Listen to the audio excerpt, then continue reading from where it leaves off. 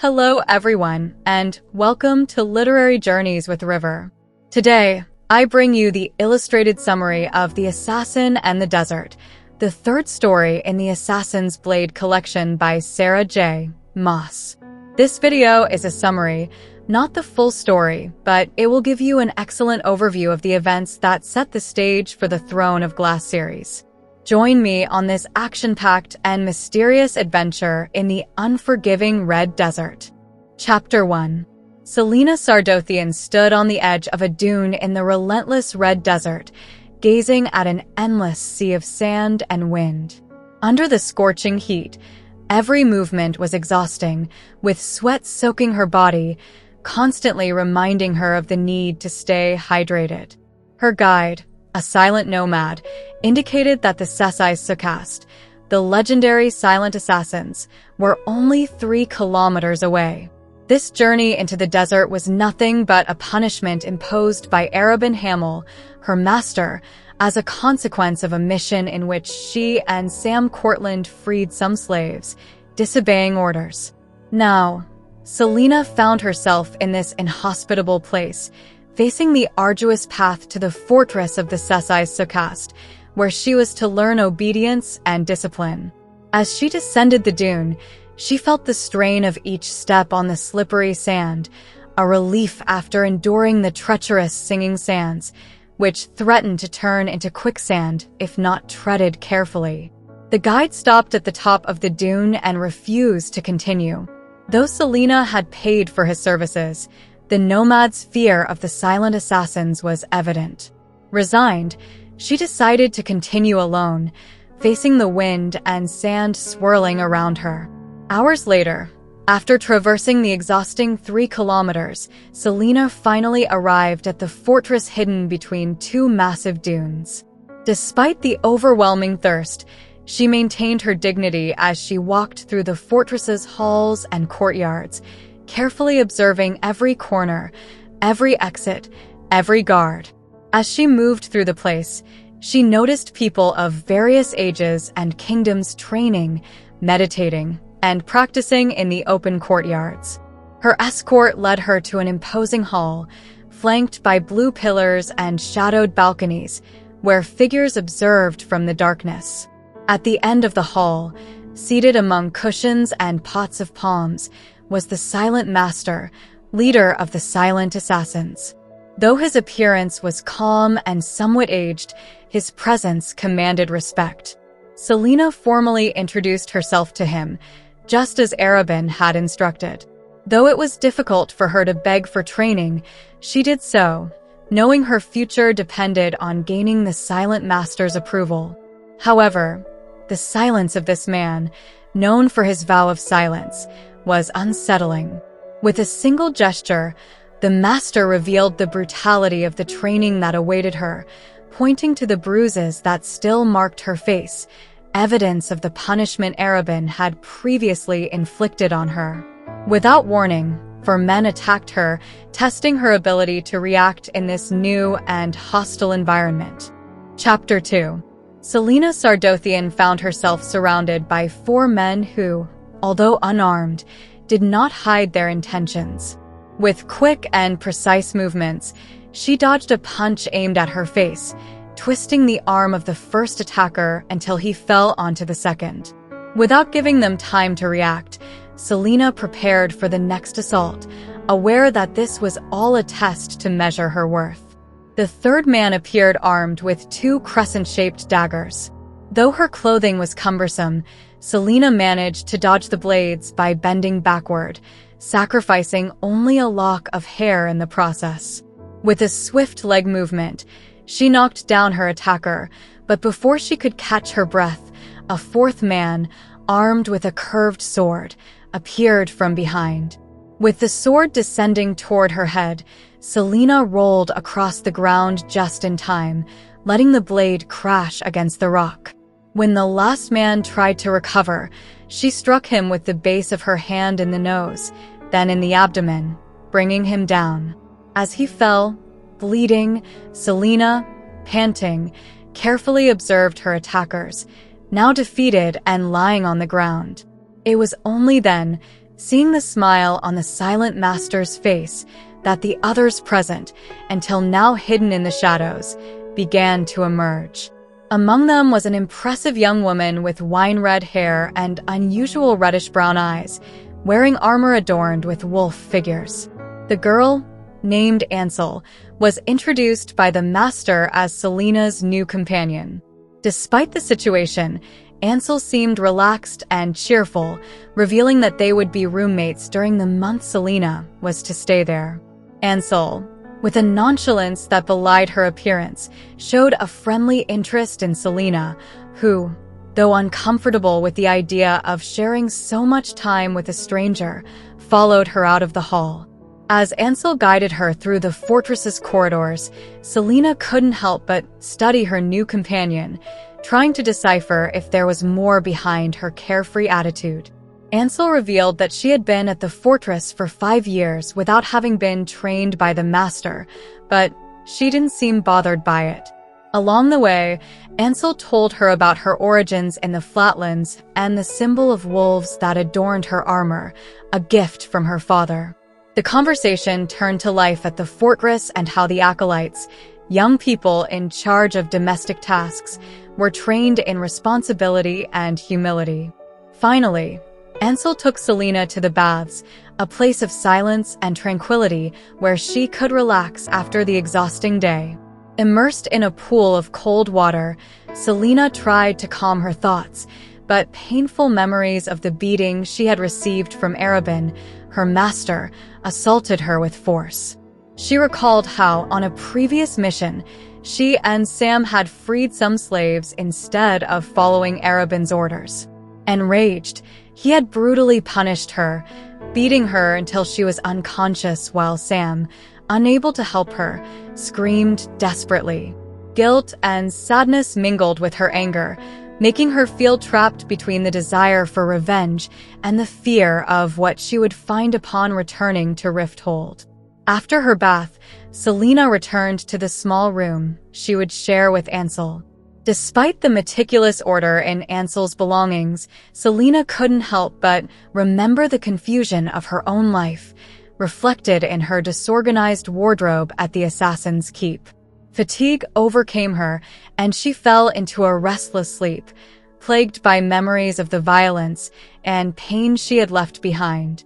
Chapter 3. Celaena prepared for dinner by putting on a midnight blue robe with gold details, highlighting her turquoise eyes. Though exhausted, she followed Ansel to the dining hall, where she was surprised to learn that silence was sometimes required in certain areas. She couldn't understand why some rooms required it and others didn't, but she followed her companion's lead. The dining hall was full, with over 70 people present. Despite her fame, no one seemed to pay her any attention when she entered. Ansel introduced her with a mix of seriousness and humor, noting that most must have already heard of her. Though the welcome was kind, Celaena noticed that some watched her with relaxed curiosity. Ansel began serving the food, reassuring her by saying there was no poison in the dishes, though the warning about Lord Beric, a local enemy, gave Celaena an idea of the dangers lurking in the desert. Ansel explained that Beric, the ruler of Xandria, was obsessed with eliminating the silent assassins to win the favor of the king of Adarlan, resorting to desperate tactics like sending venomous snakes or launching flaming arrows. Despite the constant attacks, the assassins at the fortress had managed to stay safe. As they ate, Ansel and Mikhail joked, revealing the closeness of their friendship. Dinner proceeded quietly until Mikhail asked an unexpected question about the beating Arabin had given Celaena. She, with a mix of firmness and sadness, replied that she had freed 200 slaves, and although she had disobeyed Arabin, she didn't regret her actions. The room fell into a surprised silence, and the conversation significantly diminished. The next day, Ansel woke Celaena early to take her to a different kind of training than she had expected. Instead of fighting or learning combat techniques, Ansel led her to the desert with a couple of buckets, explaining that she would have to run 5 kilometers to a nearby oasis and return with water. Though Celaena tried to protest, she soon realized that this was the real challenge the Silent Master had imposed on her. The run through the desert was exhausting. The suffocating heat and endless dunes made Celaena feel on the brink of despair, but she didn't allow herself to give up. Finally, she reached the oasis, completely exhausted, and submerged herself in the water to cool off. The return was equally arduous, and when she finally returned to the fortress at dusk, she could barely move from exhaustion. That night, during dinner, Ansel tried to console Celaena, sharing her own experience of collapsing on her first day of training. However, Celaena was still concerned about her reputation, especially since she had yet to receive the promised training. Determined to speak with the master, she followed him after dinner. She tried to communicate her concerns and the urgency of gaining his approval, but the master simply indicated that she needed to wait. Frustrated, Celaena was about to insist, but was stopped by Ilias, the master's son, who seemed to be watching her closely. Ilias, though he didn't speak, showed a kindness Celaena didn't expect. Though he smiled at her and bid her farewell with a nod, Celaena couldn't shake the feeling that she was being watched. That night, in her room, Ansel tried to cheer her up, assuring her that the next day would be better. Celaena, however, couldn't help but feel homesick for her home and the company of Sam, with whom she had shared so many experiences. As she sank into her thoughts, she also learned about the relationship between Ansel and Mikhail, a romance that had begun when she was only 15. Though Celaena tried to distract herself with this information, she couldn't help but think about Sam and the strange attachment she felt for him, wondering why her connection to him had grown so much in recent weeks. Chapter 4. Despite Celaena's reluctance to admit it, Ansel was right. Each day she ran a little further, strengthening her endurance. But the effort didn't seem enough. She spent so much time recovering from the exhausting desert training that she barely had time to seek out the master. During practices with Ansel, she only received basic corrections from the senior assassins, who adjusted her posture and technique with brief instructions. Though Ilias trained nearby, his presence seemed a mere coincidence, always keeping a respectful distance. The silent assassins, unlike those of Adarlan, did not encourage cruelty. At Arobyn's keep, Celaena had learned to distrust everyone, seeing each person as a potential enemy. However, in this place, the assassins helped each other, sharing knowledge and techniques in an atmosphere of respect and collaboration. It seemed that everyone there was searching for something in the silence, something that gave them meaning and purpose.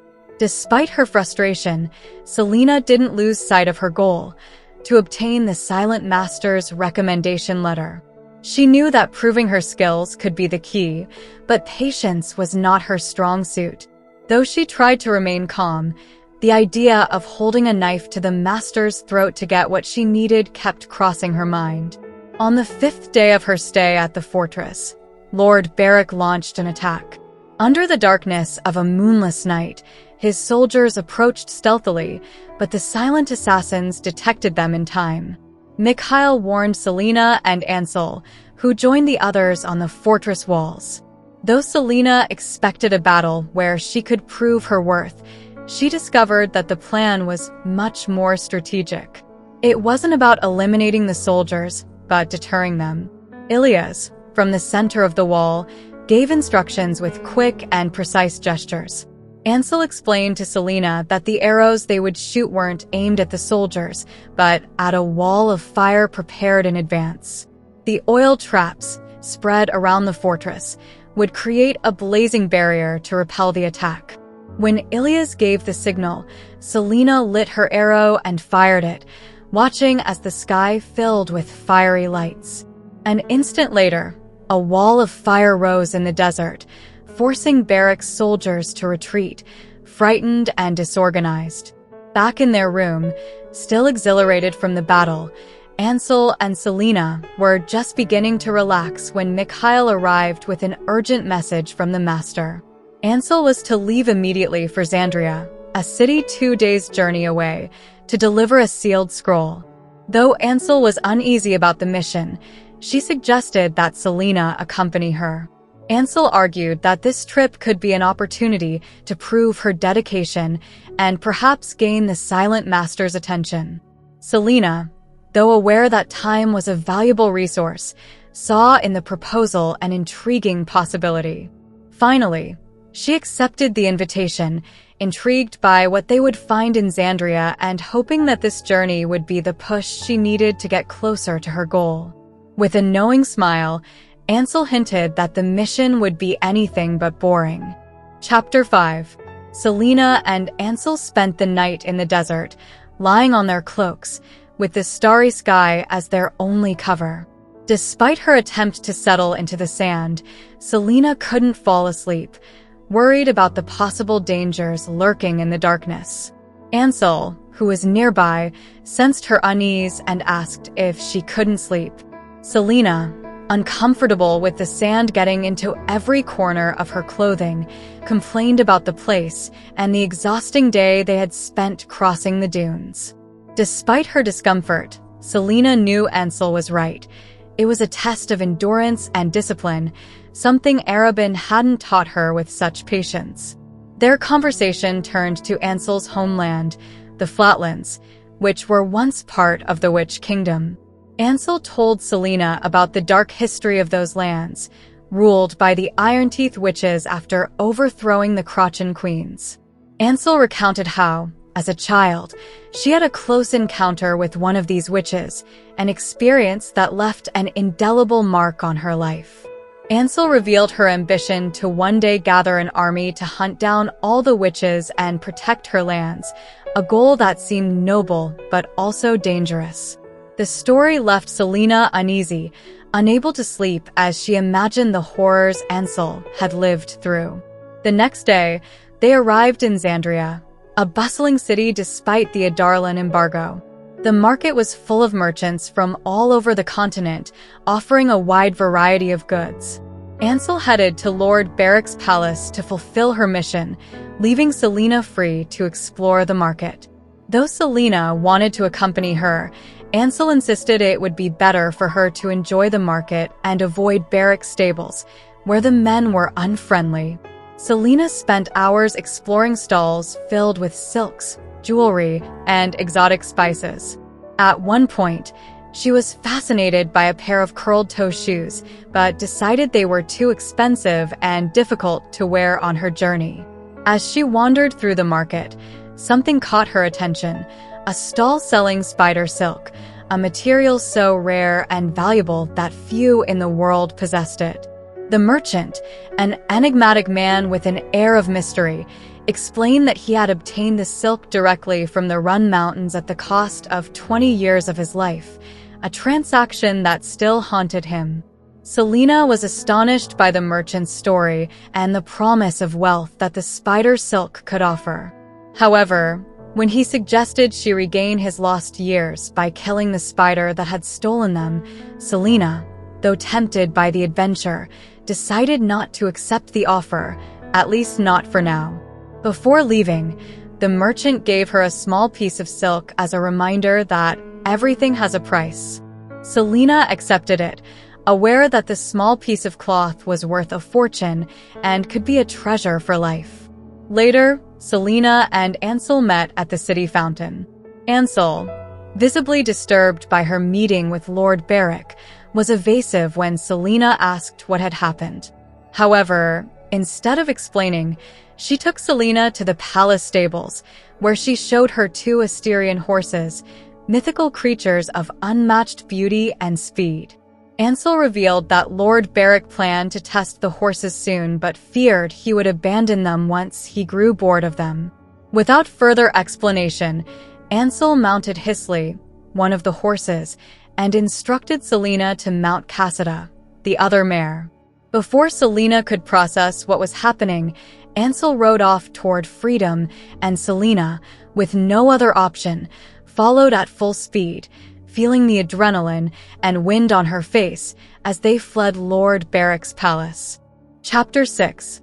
When Celaena and Ansel mounted their Asterian horses, the guards had no time to react. The horses, a mix of black and gray shadows, had already passed by them and were crossing the palace's main gate. Ansel's red hair waved like a banner as they galloped at full speed through the streets of Xandria, dodging people who jumped out of their way. A single glance back was enough for Celaena to see the 3 mounted guards chasing them, shouting orders. But the girls didn't stop. They tore through the city gates and plunged into the sea of red dunes in the desert. Ansel rode as if an entire legion were after her, and Celaena, with no other choice, followed, struggling to stay in the saddle as Cassida, the mare she rode, moved with the speed and agility of lightning. The 3 guards, mounted on ordinary horses, couldn't get close enough to pose an immediate threat, but they weren't far enough away for Celaena to relax either. Ansel slowed down just enough for Celaena to catch up, and together they galloped along the top of a wide, flat dune. Furious, Celaena shouted at Ansel, asking if she was crazy, to which the red-haired girl replied with a smile and an invitation to live a little more. Suddenly, the vast desert opened up to reveal the Golden Gulf, its turquoise colors stretching toward the horizon. The cool sea breeze caressed Celaena's face, and for a moment, all her fears and worries vanished. Smiling, she held on tighter and let Cassida increase her speed as they reached the more compact sand of the beach. The waves crashed beside them, and for a brief moment, Celaena allowed herself to enjoy the moment. Galloping at full speed along a beach, riding an Asterian horse, in a remote corner of the world, brought her such intense joy that she laughed with her face toward the sky. But the euphoria didn't last long. The guards had reached the beach, and their shouts echoed amid the roar of the waves.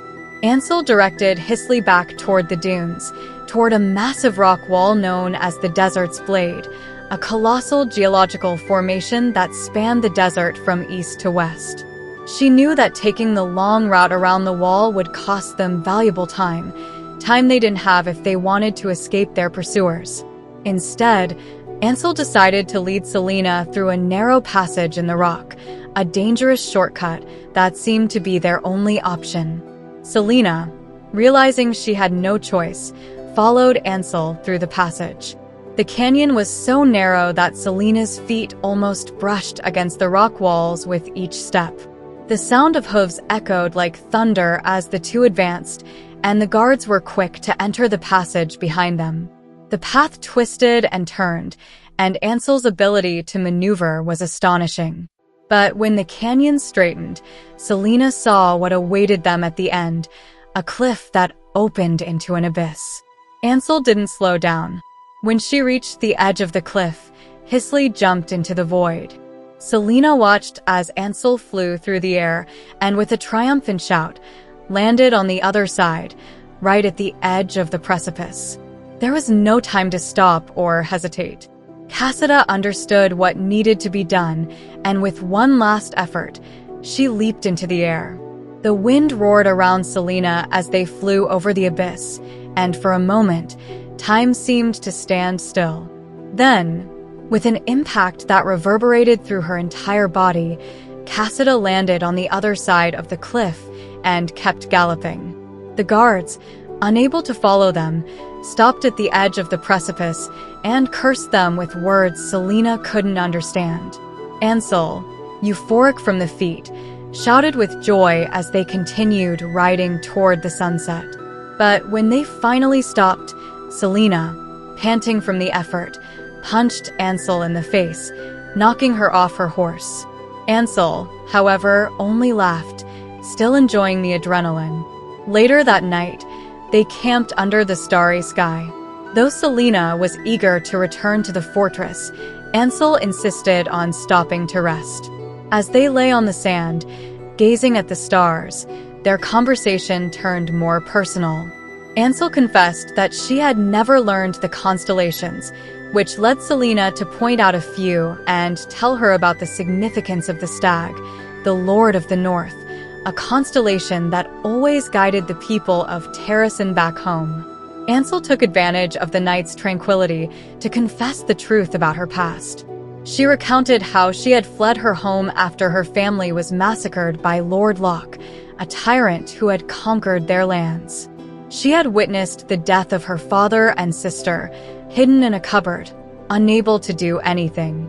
Since then, she had trained with the silent assassins, waiting for the day when she could return and take revenge, using her father's sword to kill the man who had taken everything from her. Celaena, moved to tears, took Ansel's hand and promised that together they would make sure the men responsible for so much pain paid for their crimes. And so, under the blanket of stars, they shared a moment of pain and resolve, a bond of sisterhood that would not be easily broken. Chapter 7. Celaena and Ansel knew that stealing the Asterian horses would bring them trouble, but they hadn't expected to face it so soon. Upon arriving at the fortress, they found Mikhail and 3 other assassins waiting for them. Just by looking at them, Celaena realized that the master was already aware of their mischief. With a heavy heart, she followed Ansel, kneeling before the master with her head bowed. The reception hall was empty, and the soft sound of the master's footsteps approaching created unbearable tension. Celaena felt the tension building in her body, vividly recalling Arobyn's fists as he struck her. This memory, mixed with the revelation that Sam had threatened to kill Arobyn, suddenly surfaced in her mind, confusing her. But now wasn't the time to get lost in thoughts. The master stood right in front of them. Ansel was the first to break the silence, trying to justify their actions in a soft voice, apologizing while suggesting they return the horses. Celaena kept her head down, letting Ansel attempt to appease the master. But then the master lifted Celaena's chin, forcing her to look at him. His sea-green eyes were full of disapproval, but also a sadness that bewildered her.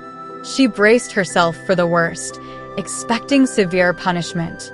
However, instead of a blow, the master simply observed her. The silence was almost worse than any reprimand, and Celaena felt her face burn with shame. She decided to take responsibility for what they had done, confessing that the idea was hers and that she only wanted a more elegant way to return to the fortress. Her attempt at an apology was a weak smile, which the master received with an unreadable expression. Sensing the tension, Ansel intervened with an unexpected suggestion: to take responsibility for caring for the horses and work in the stables until Celaena left. Celaena could barely contain her surprise at the offer, but the master, after a moment of consideration, nodded. The anguish on Ansel's face immediately eased. She bowed to the master, thanking him for his leniency before he indicated they could leave. As Celaena stood to leave, the master stopped her. Ansel turned to see the master making some hand movements that Ansel interpreted. After a moment, she informed Celaena that the master expected her for her first lesson at sunset the following day. Celaena could hardly contain her relief, thanking the master with a genuine smile before exiting the room. However, working in the stables turned out to be a more arduous task than Celaena had imagined. Not only did they take care of the horses, but they also had to clean the pens of all the fortress's animals. Though the physical labor was exhausting, the relief of not having to run the daily 10 kilometers consoled her a bit. But as the sun climbed in the sky, her anxiety about her first lesson with the master grew. As the sun began to set, Ansel gave her a reassuring shoulder squeeze and sent her off with a smile before Celaena headed to the master's hall. But she didn't find him in his usual room. It was Ilias who, with his usual smile, pointed her to the rooftop. Celaena climbed stairs and ladders until she reached the fortress's roof, where she found the master waiting, standing by the parapet, gazing out at the vast desert. After a moment, the master had her approach a basket in the center of the rooftop. With a knot in her stomach, Celaena uncovered the basket only to jump back at the sight of a hissing black asp inside. It was clearly venomous. However, When she reached for her dagger, the master stopped her with a soft click of his tongue, indicating that she shouldn't kill the snake but observe it. For an entire week, Celaena spent every night on the rooftop with the snake, learning its movements and lethality. The master made her imitate the snake, moving with the same fluidity and speed. Later on, she spent days hanging from the stable rafters, observing bats and learning their silence and sharpness. Then, she studied the rabbits in the dunes, watching how they moved skillfully to avoid predators. Week after week, Celaena internalized the master's lessons, learning from the animals around her. She barely saw Ansel, except during meals and the exhausting mornings in the stables. Despite the harsh training, Celaena felt she was gaining invaluable skills. But in quiet moments, her thoughts would return to Sam and what he had said at Skulls Bay. She wondered what had changed for him to dare challenge Arobynn. However, she always pushed those thoughts aside, focusing on what lay ahead. Chapter 8. While Celaena was applying makeup to Ansel, the atmosphere in the room was light and fun. Ansel, surprised by Celaena's daily routine, couldn't help but tease her about the amount of cosmetics she used. Sitting on the bed, surrounded by products, their conversation flowed easily. Celaena enjoyed the process, not just because it was part of her job as an assassin, but because she also found it entertaining. But when she finished and saw the final result, she joked that Ansel looked better than she did, which led to laughter and playful pinches between the two. However, despite the laughter, a shadow hung over Celaena. She knew she only had a week left at the fortress, and the thought of leaving Ansel, who had become her friend, was hard to bear. She had never had a friend before, and the idea of returning to Rifthold without her was more painful than she expected. The Summer Solstice Night Festival was a completely different experience from what Celaena had anticipated.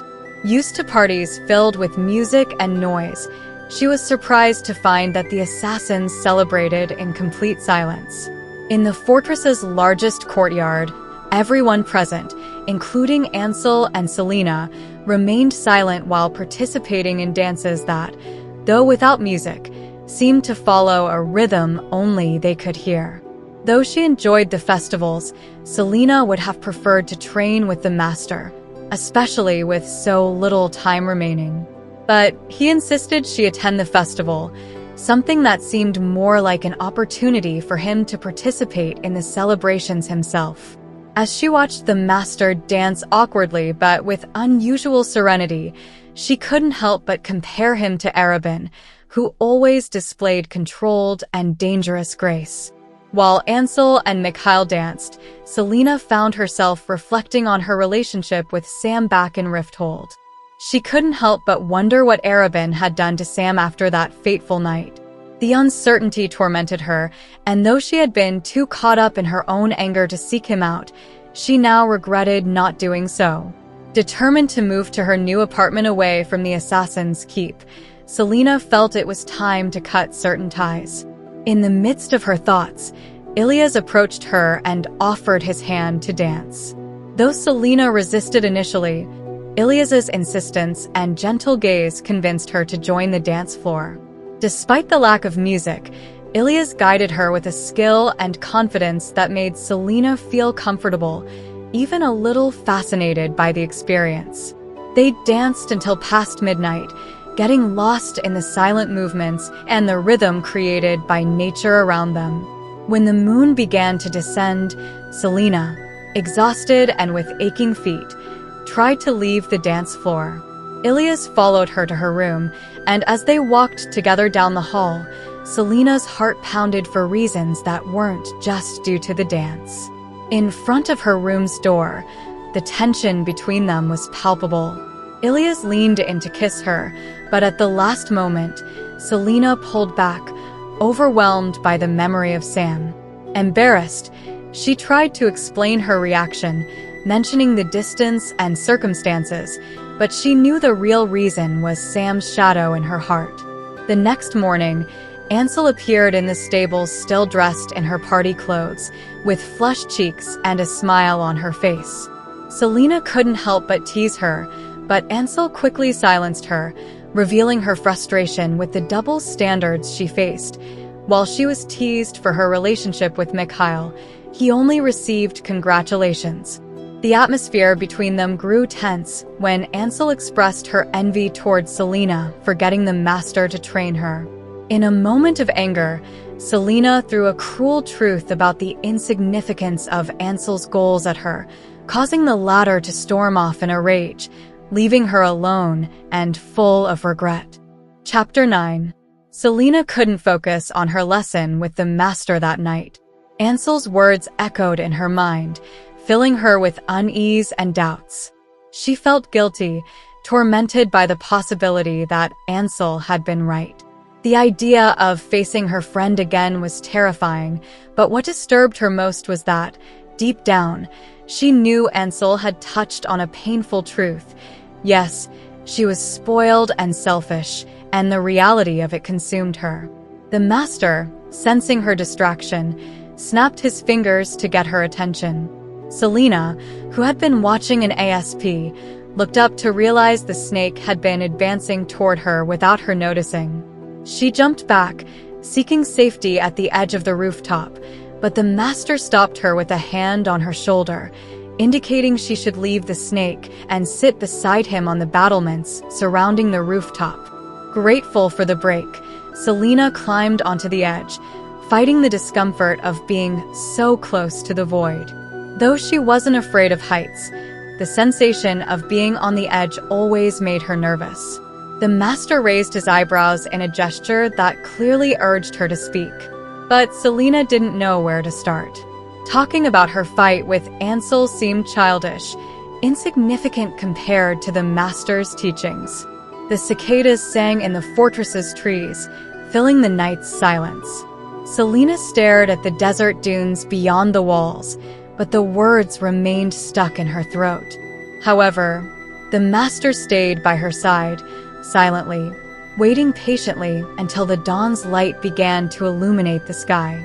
Finally, unable to bear the weight of her thoughts any longer, Celaena spoke. She confessed to the master that she was afraid to return home, to go back to a place that no longer felt like hers. Everything had changed since Arabin punished her, since her experience in Skulls Bay. She was afraid things couldn't go back to the way they were, but even more, she was terrified by the idea that she didn't want them to.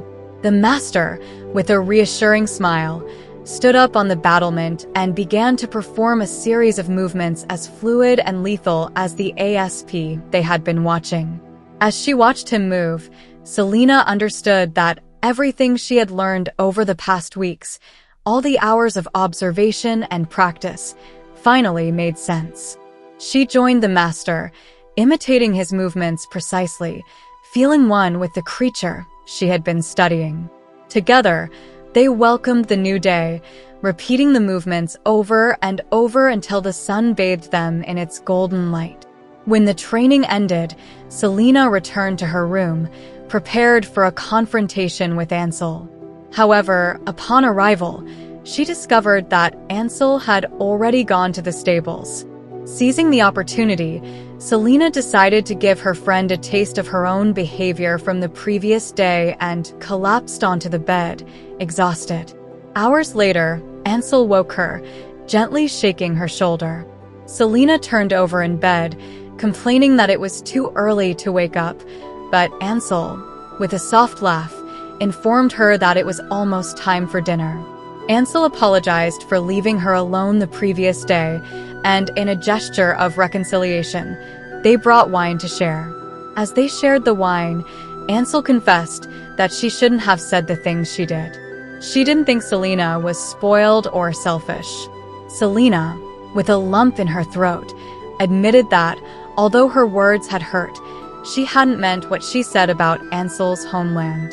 The tension between them dissipated, and they toasted to their friendship and the good memories they had created together. However, as Celaena took a large sip of wine, she noticed two things that made her stop. First, she saw the pain in Ansel's eyes. And second, she noticed that the wine had a strange taste. But before she could react, her body began to fail. The chalice fell from her hands, and darkness engulfed her before she could understand what was happening. Chapter 10.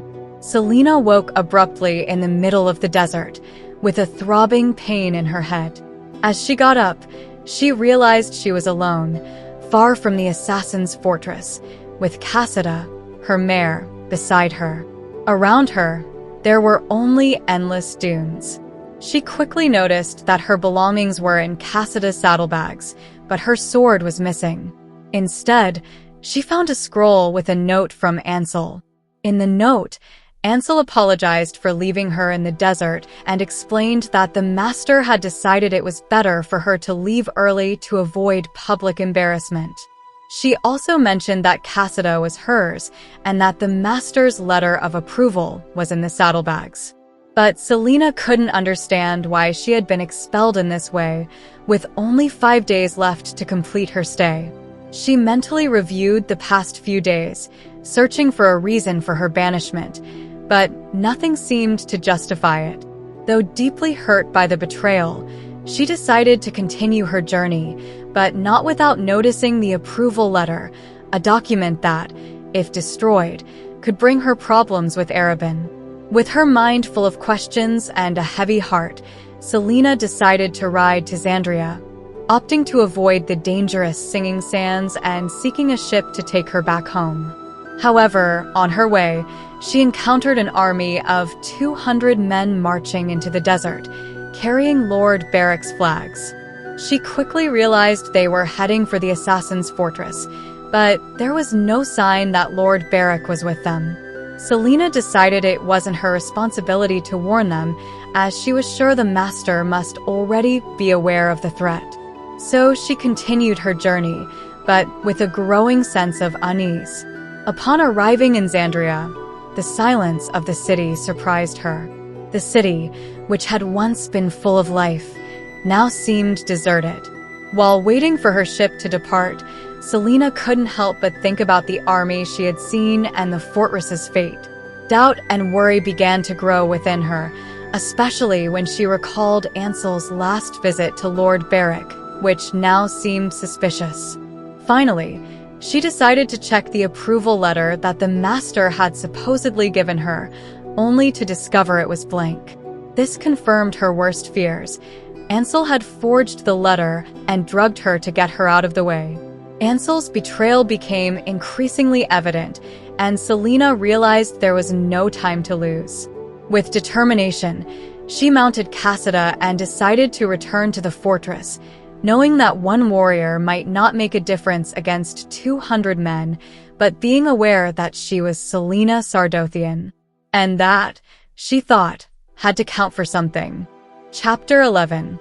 Celaena rode Cassida at full speed across the desert, feeling the urgency to reach the assassin's fortress. Cassida flew over the dunes, and though Celaena knew she was pushing her mare too hard, there was no time to stop.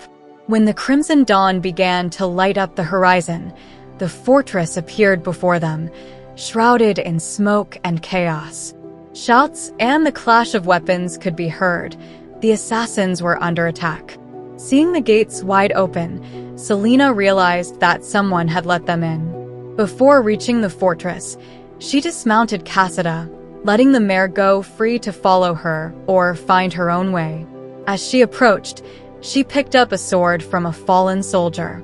Inside the walls, the scene was desolate. The bodies of assassins and soldiers lay everywhere, and the water in the channels ran red with blood. Celaena advanced cautiously, her heart pounding as she wondered about the master. She knew that Lord Barrick wanted his head, and the thought that Ansel might be involved was something she didn't want to face. As she ran toward the master's reception hall, she saw more bodies in her path. She reached the stairs and came across a soldier, whom she quickly dispatched with her dagger. The silence that enveloped her upon reaching the upper level was unsettling. When she arrived at the reception hall doors, she found Mikhail's lifeless body, his throat slit. Ilya's, wounded and bleeding, was trying to stand. With pain in his eyes, he pointed to the room where the master lay paralyzed by some poison. Ansel was there, holding her father's sword, babbling as she prepared to decapitate the master. The master's eyes, filled with pain for his wounded son, pleaded with Celaena to save him. Without hesitation, Celaena threw a dagger that struck Ansel's arm, forcing her to drop the sword. Surprised, Ansel turned to face Celaena, her expression turning dark and resolute. Ansel tried to recover the sword and attack the master, but Celaena tackled her before she could do so. The two struggled on the ground, rolling and wrestling. Ansel got up, still determined to kill the master, but Celaena wasn't about to let that happen.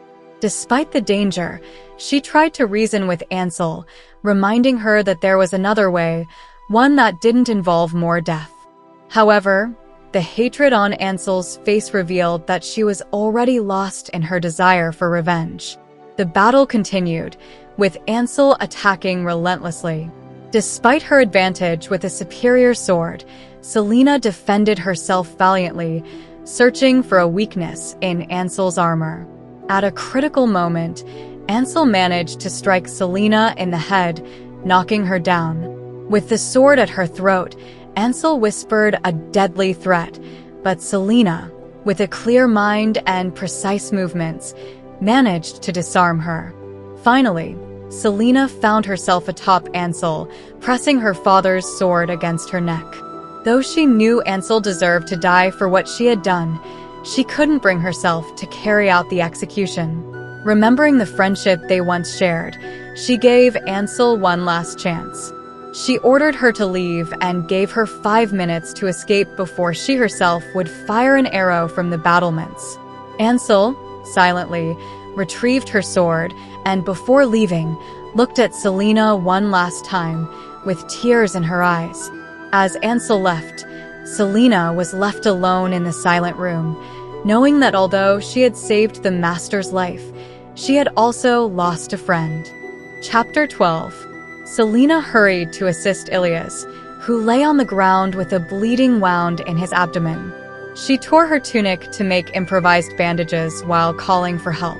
The sound of fabric against stone alerted her to the master, who, though weak, was trying to crawl toward his son. The paralysis was beginning to wear off, but the pain on Celaena's face was evident. Several assassins, bloodied and pale-faced, arrived and took Ilias under their care. Meanwhile, Celaena approached the master, picking up the bronze chalice from the floor, confirming that the poison used was Gloriella, enough to immobilize but not to kill. Ansel had wanted the master to be conscious when she decapitated him, savoring her betrayal. Celaena informed the master that the poison's effect would soon pass and requested an antidote to speed up his recovery. Sitting beside him, she covered his bleeding neck with one hand while the assassins carried Ilias away, ensuring that he would survive. The master, still weak, gently squeezed Celaena's hand, reminding her of the promise she had made, to give Ansel 20 minutes to escape before firing an arrow. Ansel, in the distance, was quickly riding away on her horse Hisley, heading toward the Singing Sands and then to the western wastes beyond Briarcliff. From the fortress's battlements, Celaena readied her bow, drawing it as she aimed at the tiny figure of Ansel. The silence around her was broken by the mournful sound of the bowstring snapping. The arrow flew with precision, grazing the sand inches from Hisley's hind legs. Ansel didn't dare look back and continued her flight. Celaena watched as she disappeared into the horizon, remembering that she had given her 20 minutes, but fired at 21. The next morning, the master summoned her to his room. Despite the long night, Ilias was improving, and all of Lord Barrick's soldiers had been eliminated.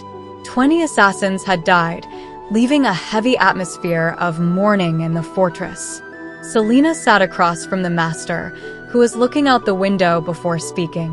To her surprise, he thanked her for not killing Ansel, revealing that he had known her true origins for years. The Master explained that after sending an inquiry to the Flatlands, he learned that Ansel's family had been killed and that she had disappeared. Despite knowing this, he never confronted her, hoping that Ansel would trust him and face her pain instead of letting it turn into hatred. When Celaena asked if the Master would reveal what Ansel had done, he replied that he wouldn't. He preferred to avoid burdening the assassins with that anger, as many considered her a friend.